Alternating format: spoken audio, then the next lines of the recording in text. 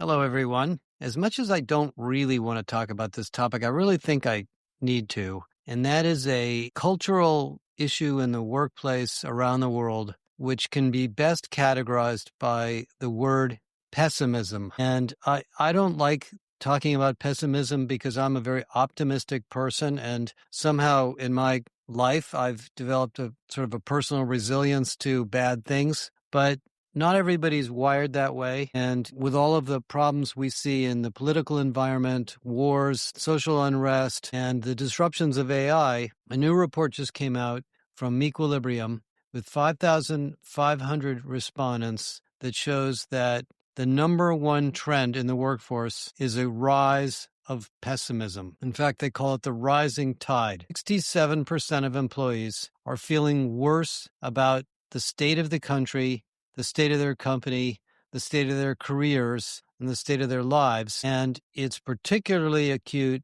amongst Generation Z young workers, much more than people my age, and also particularly acute in the industries of government, healthcare, health services, manufacturing, and even in professional and business services. A little bit less in tech, a little bit less in financial services. Now, as far as why this is happening, I think most of you are aware of the pressures that we have, but let me just highlight the way I see it.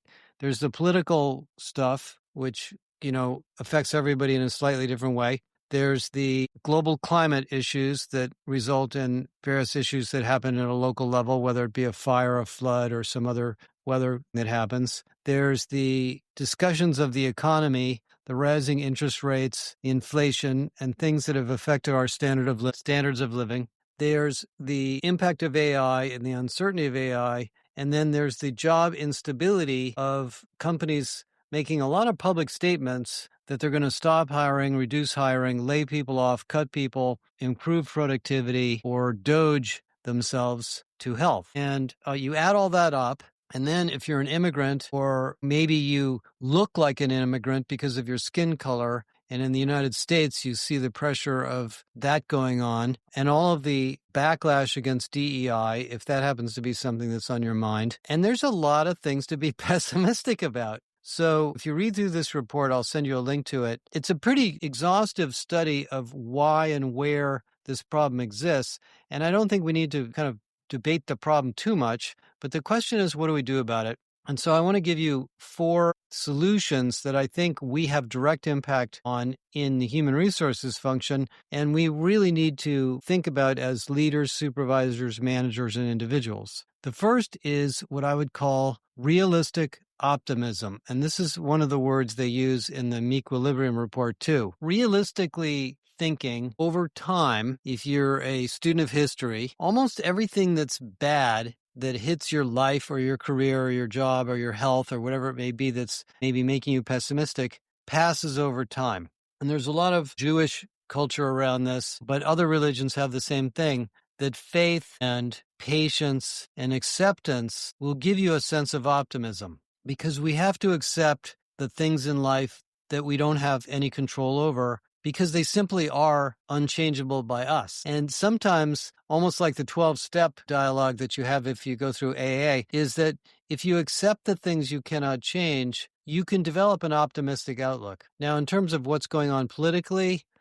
we are in a very uncertain time, and I think there's people that are, optimistic about that and people that aren't. I tend to listen to historians a lot, and most of the historians have been optimistic despite what's been going on in the last this administration, about the future of the country. My long-term sense of optimism comes from what I call the unquenchable power of the human spirit, which is that every day when I walk down the street and go to the corner, get a cup of coffee, go to the gym, whatever it may be, I see people who are doing great things all the time. I see people taking care of their kids, walking their dogs, doing their jobs in a cheerful manner, working hard, taking care of their families, enjoying their grandchildren, whatever it may be. And those are all positive things. So if you get out of the internet, stop reading the news, stop watching TV, stop paying attention to the political experiences that are going on right now, you see that the human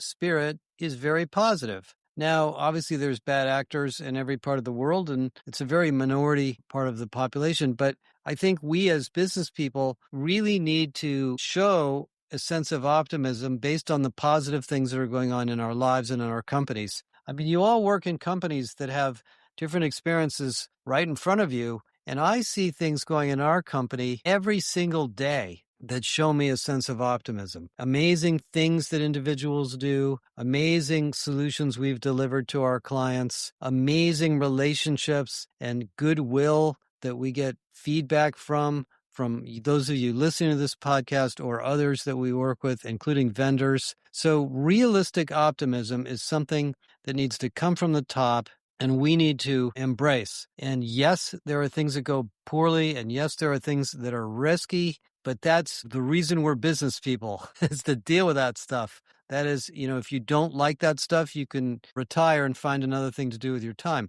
But every business that I've ever been in has risk. It makes mistakes. There are problems. There are sometimes things that don't go well, but realistic optimism is number one. Number two, eliminate or reduce uncertainty. One of the things that creates pessimism is a sense of uncertainty. In fact, a lot of the economists have criticized the Trump administration just for the uncertainty. Forget about the tariff policy or whatever else they're trying to do policy-wise. The lack of clarity and the lack of consistency in and of itself is disrupting. And it gives you a sense of shifting sands and a lack of stability in your emotional life as well as your business life. Now, what does that mean for us as leaders? It means that we need to think about where we're trying to go with our groups, our teams, our programs, our investments, nail that down and communicate it clearly and tell people what's important and what's not important. During a lot of my career, when I was much more junior in my career, when I was always aspiring to do a better job and always worried about how well I would be perceived by others, I don't worry about it quite so much now, but I still do it sometimes. I wanted to know, what should I be doing? What should I not be doing? What do I not know that I need to know? And that's what you can do as a leader or a team leader, is reduce uncertainty. Now, there are people in the work environment that aren't good at this. There are people that create chaos because of their personal style or maybe their ambition. And that's, common, and that's always going to happen. But if you're a leader or an executive or a CHRO, put together a plan, make it simple as you possibly can, communicate it visually, communicate it through storytelling, communicate it all the time. I think for those of you that have jobs like me, you can never communicate the same thing enough. People don't hear it when they're upset or worried. It goes in one ear and out the others. So coming up with a plan to reduce uncertainty will reduce stress. It will reduce pessimism and increase optimism, and it'll help people produce and have a better life. The third area that I think is really very important during this particular period of time is citizenship. And I've written about citizenship a lot over the years. It keeps coming up at different periods of time. What I consider to be corporate citizenship or organizational citizenship, as Mequilibrium calls it, is thinking about your company or your business area or your unit or your team as a good citizen. What are you doing as a business for society? And unfortunately, a lot of companies don't think this way. You know what's been going on at United Health Group. They're getting sued. All sorts of things are being disclosed about them. I mean, you could go on CNBC or the Wall Street Journal almost every day and read about some bad behavior done by some company or some individual in some company, and sometimes they're getting sued for it, sometimes they're not. Just yesterday, I was reading Wired magazine, which is one of my favorite magazines, and there was an in-depth discussion about how Meta, the company that owns Facebook, has been quietly, surreptitiously downloading people's browser history from their phones on the Android phones. And they know they've been doing it, and they got caught doing it. I don't understand that company. I don't understand why they keep doing stuff like that. There's companies that don't do that. There's companies like Microsoft and others that are very ethical at their roots, their core. That's one way of creating organizational citizenship. Another way of creating organizational citizenship is doing good things in the community, thinking about your business in the context of the communities you live in, the communities your employees live in, the communities your customers live in, and the customer environments that you do business in. If you're considered to be a well-meaning, positive influence on your customers as customers, but also as their communities, they're going to do more business with you. They're going to refer you. They're going to want to come work for you. They're going to tell you things to make your company better. That's another form of citizenship. And the third form of citizenship is simply listening and taking good care of your staff. We've done a lot of research over the years on trust. And, trust comes down to a couple of simple things. It's being ethical, like I talked about in the beginning. It's doing a good job of delivering on your promises and operating in a competent way. By the way, if you're incompetent and you're trying to do something you're not good at, you're probably going to create a level of uncertainty and mistrust. And, this is one of the sort of criticisms that comes out a lot about the government is competency.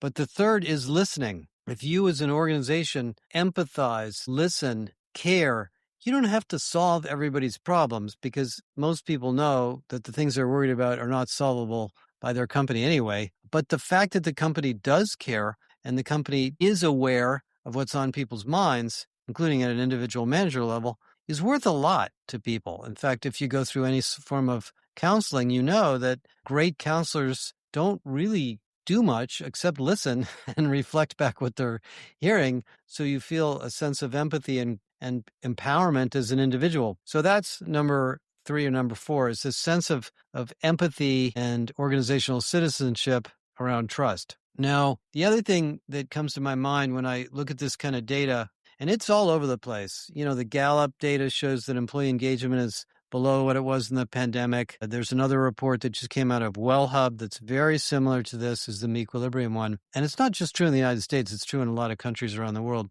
Is growth. The thing that I have found in my career, and I think most of the people I've worked with, that gets them out of the negative cycle of thinking is to give them a new opportunity, give them a challenge, give them a chance to learn something. Let them try a project or a technology or a tool or a role or get involved in something that's interesting and new to them. Because what it does is it stimulates your mind in a way that you're not thinking about these pessimistic ideas the way you were in the past.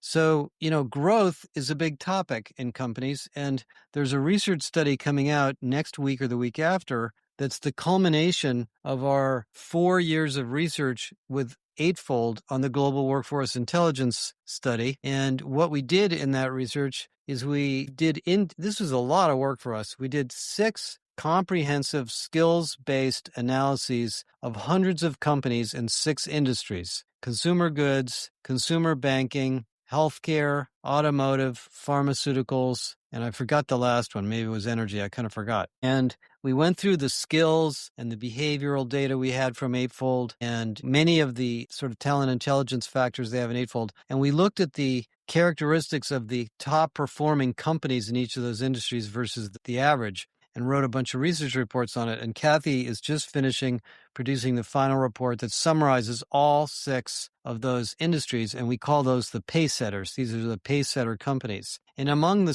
5 or 6 major findings, the one that is the most significant is skills acceleration. In other words, those companies that are performing really well are very good at quickly learning new things. And that you can use the word skill or you can use the word learning. It's basically the same idea, is that these are companies that don't just do a lot of training. I mean, that's a little piece of it, but they listen, they move people around, they experiment, they innovate in the core, they try new things, they talk to a lot of their peers to get new ideas, they listen to their customers, they value experts, they have a lot of talent mobility, and they reorganize in a positive way. Or reorganization is not considered to be a negative, it's considered to be a positive opportunity for people. I remember this, I've told this story before, but I'll tell it again. When I was at IBM and I was fairly young, every year or two I was at IBM, there was a reorg. We reorganized around products, then we organized around